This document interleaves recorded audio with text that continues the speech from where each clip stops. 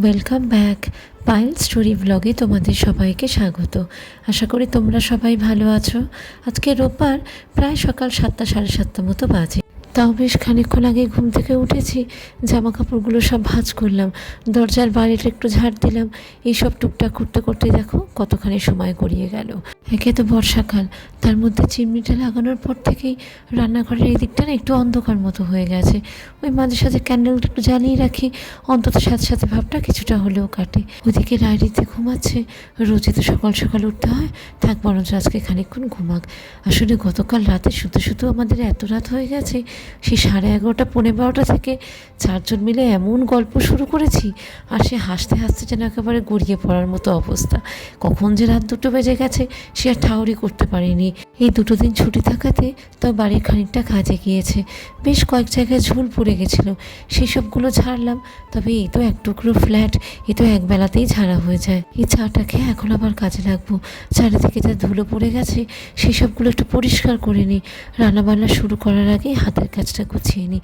মধ্যেখানে বেশ স্কুল থেকে ফিরে একটু ন্যাকড়া হাতে চারিদিকটা ঝেড়ে নিচ্ছিলাম, সে যে আবার কবে বন্ধ হয়ে গেল। এই এখন মনে হচ্ছে আবার সেটাকে শুরু করতে হবে। এই চাটা খেয়েও বাজারে বেরিয়ে যাবে।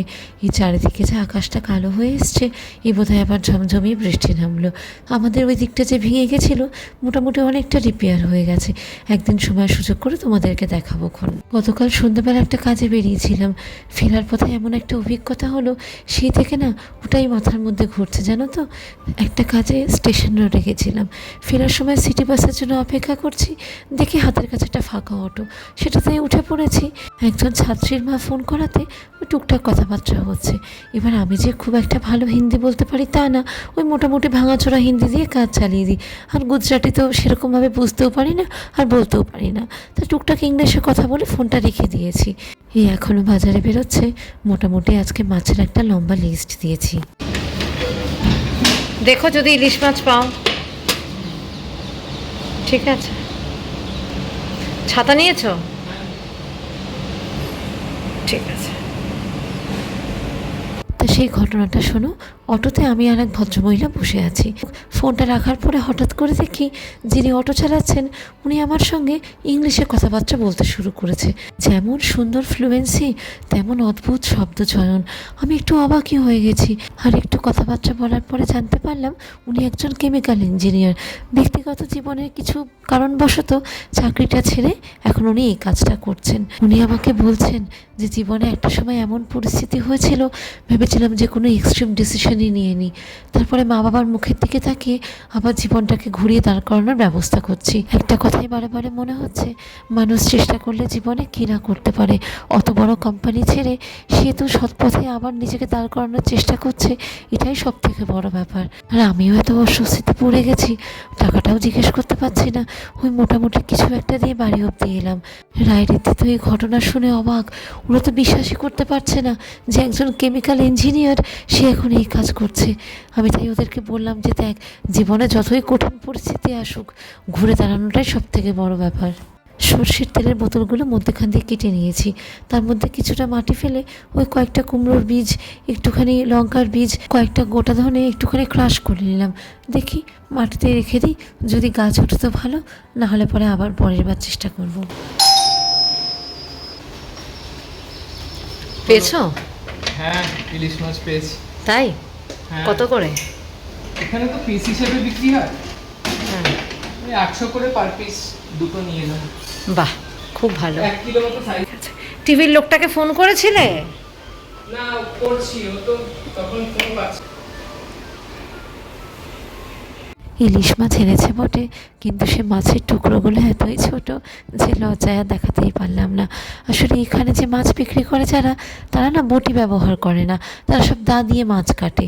দেখি পরের বার বলে দেবো মাছটা যেন পরিষ্কার করে নিয়ে চলে আসে, আমি বাড়িতেই কেটে নেব। খানিকটা পুঁই শাকও নিয়ে এসছে, ভাবছি মাছের মাথা দিয়ে পুঁই শাকটা আজকে বানাই।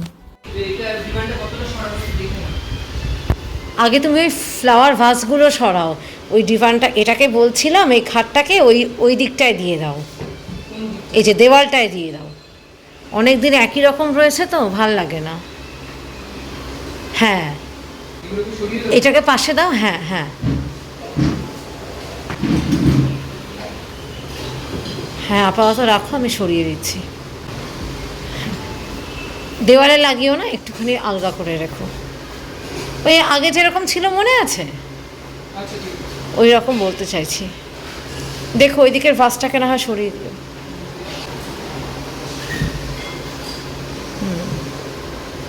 কোন দিকে ধরবো? এই যে আর একটু এদিকে শোনাও, ওই যে ছবিগুলোর প্যারালালি খাটটা থাকবে।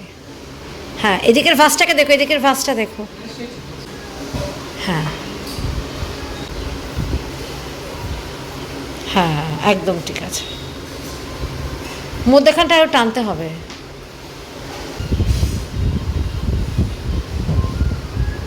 হ্যাঁ, স্ট্যান্ডটাই খাটের পাশটায় দিয়ে দাও। হ্যাঁ, আর ওটাকে ওটাকে ওই সাইডটা যেরকম ছিল রেখে দাও। এটা ঠিক আছে? হ্যাঁ, ওটা ওটা ওটা ঠিকই আছে, আমি দেখে নিয়েছি, বাকিগুলো আমি দেখে নিয়েছি। অনেক দিন ধরে খাটটা ঘরের মধ্যেখানে ছিল, বড্ড একঘেয়ে হয়ে গেছিলো। তবে আগে এই খাটটাই দেওয়ালেই ছিল, তারপর সে টিভি দেখার অসুবিধা, ফ্যানের হাওয়া লাগে না, এই করে মধ্যেখানে নিয়ে গেছিলাম। কাজের দিদিরও ঘরটা ঝাড় দিয়ে মুছতে বড্ড অসুবিধা হয়ে যায়, সেই জন্য ভাবলাম এখন কয়েকদিন অন্তত একটা কোণায় খাটটাকে সরিয়ে দিই। এরকম করে কি স্পেসটা বেশি লাগছে? হ্যাঁ, একটু তো ইয়ে হয়। একটু তো বেশি লাগছে না স্পেসটা? হ্যাঁ, ঠিকই বলেছ। আগে ইলিশ মাছের মাথাগুলো ভেজে নিই, তারপরে এই তেলেই সব সবজিগুলো দিয়ে দেবো। এই ইলিশ মাছের মাথা দিয়ে পুঁই শাক কী যে অদ্ভুত সুন্দর লাগে খেতে। আর এইসব খাওয়া দেখলেই না সেই বিয়েবাড়ির কথা মনে পড়ে যায়। ইস, কত বছর যে বিয়েবাড়ির নেমন্তন্ন পাই না, আর এখানে যে খুব একটা চেনা পরিচিতি আছে তাও না। তবে রায় রীতি যে কতটা খাবে সে খুবই সন্দেহের ব্যাপার। রীতি তো খাবেই না, সে তো আগেই না বলে দিল। আর রায়েরটা অবশ্য দেখি এখন চেপে চেপে ধরে যদি একটু খাওয়াতে পারি, যদিও বা অল্পই এনেছে, আমাদের আজকে দুবেলা হয়ে যাবে। মোটামুটি মাছের মাথাগুলো ভাজা হয়ে গেছে, আর চারিদিকে এত তেল ছিটকেছে, ওই জন্য না ঢাকাটা দিয়ে রাখি। আর আমার যে কী অস্বস্তি হয় রান্নাঘর নোংরা হলে পরে, মনে হয় যেন কতক্ষণে সব টেনে নামিয়ে পরিষ্কার করব। কালো জিরে কাঁচা লঙ্কা দিয়ে এবার এক এক করে সবজি দিয়ে দেবো। অল্প অল্প করে বেশ খানিকটা সবজি কেটে নিয়েছি, কয়েকটা ফুলকপি, আলু, মিষ্টি কুমড়ো, মূলো, ঝিঙে আর একটু বেগুন। মোটামুটি ভাজা হয়ে গেলে পরে খানিকটা হলুদ গুঁড়ো, লঙ্কার গুঁড়ো, নুন, আন্দাজ মতো চিনি।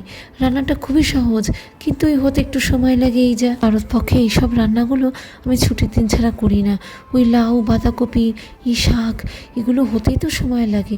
খেতে তো ভালোই লাগে, কিন্তু এই করতে গিয়ে একেবারে নাজেহাল অবস্থা। এই মশলাটা কষে গেলে পরে তাও খানিকটা কাজে কি যাবে। মোটামুটি যখন সবজিগুলো ভাজা হয়ে গেছে, ওই নাড়াচাড়া করতে করতে সেদ্ধ হয়ে যাবে। প্রায় বেলা 12:30 বাজে। এবার ভাতটা বসিয়ে দেবো। এই গরম ভাতে পুঁই শাকের চচ্চড়ি এত ভালো লাগে। তবে শুধু যদি সবজি দিয়ে পুঁই শাক করি, তাহলে পরে রসুন, কালো জিরে, কাঁচা লঙ্কা ফোড়ন দিই।